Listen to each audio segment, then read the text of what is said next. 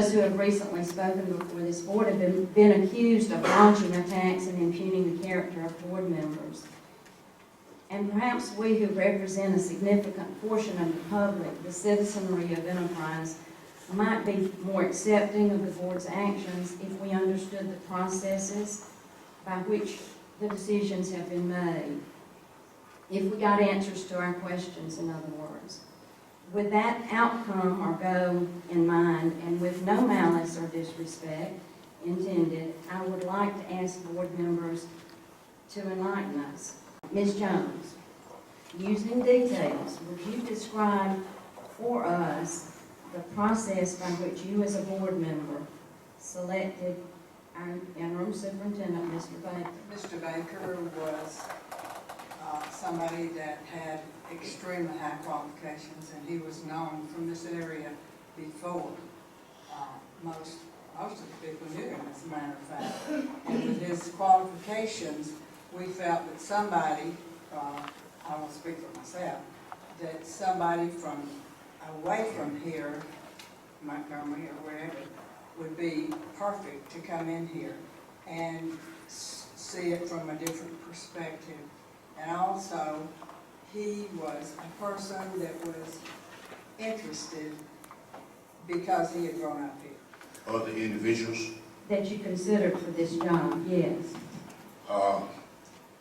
Why you need to know other than this is an interim job. It's not the permanent superintendent's job. I didn't feel like I need to try to find somebody else. We needed this interim superintendent here and now. The school system is open soon and need to be ready.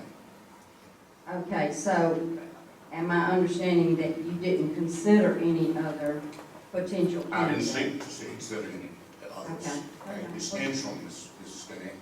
Now, Okay. permanent superintendent, yes, will be a process by which us board members will select one of the, hopefully, the numbers that we will be presented with, as we did with chief school financial officer. To me, this So you didn't consider anybody right, else? yes. Okay, thank you. I'd like for you to tell us the means by what means you established the salary for the interim superintendent and who determined the method by which he would be paid. And initially, I thought that that was a high salary when I first heard it. And I am typically, I stand by the fact that I'm physically conservative. And so typically when something's brought to me, I'm going to research it to begin with. So I thought the initial asking price was a little high in my opinion. But then once I sat down and realized that what we were currently paying for a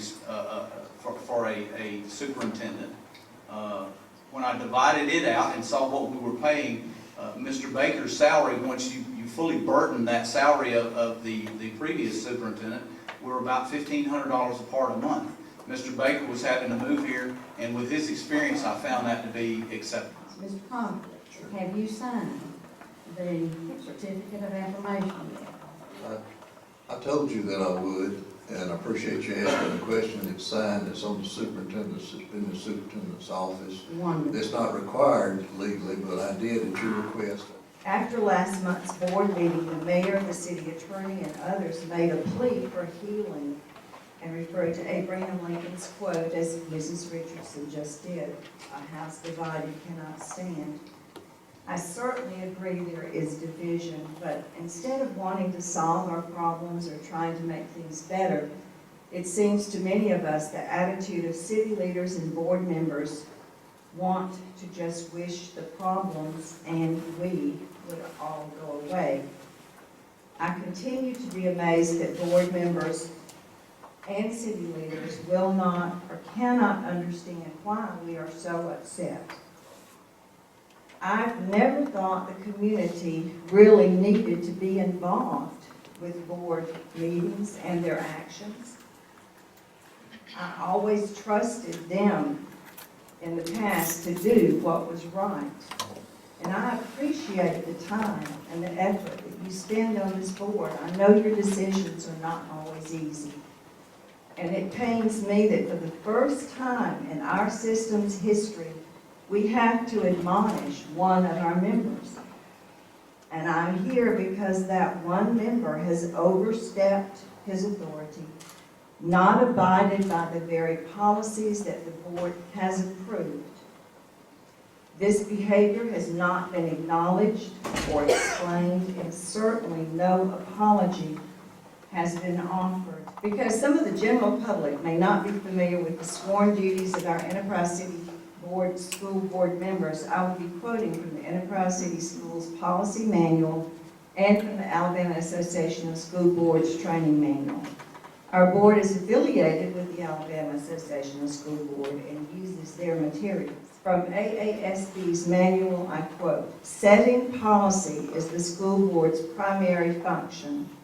Policy making is the responsibility of the board, and administration is the responsibility of the superintendent and the staff." The manual also says the school board's authority is granted to the board, not individual school board members.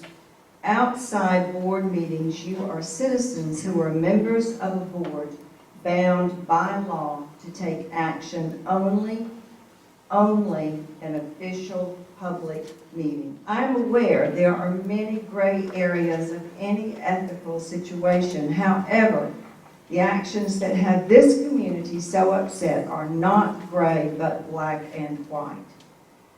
You bullied the superintendent with the statement, "I have 3 votes."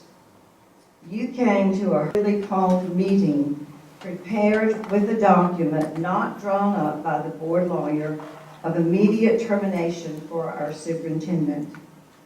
It has been reported that you met with a local alumni group, and that has been confirmed tonight, and made promises without the knowledge or approval of the superintendent, that you interfered with the dismissal of a teacher, and that you intimidated a classroom teacher.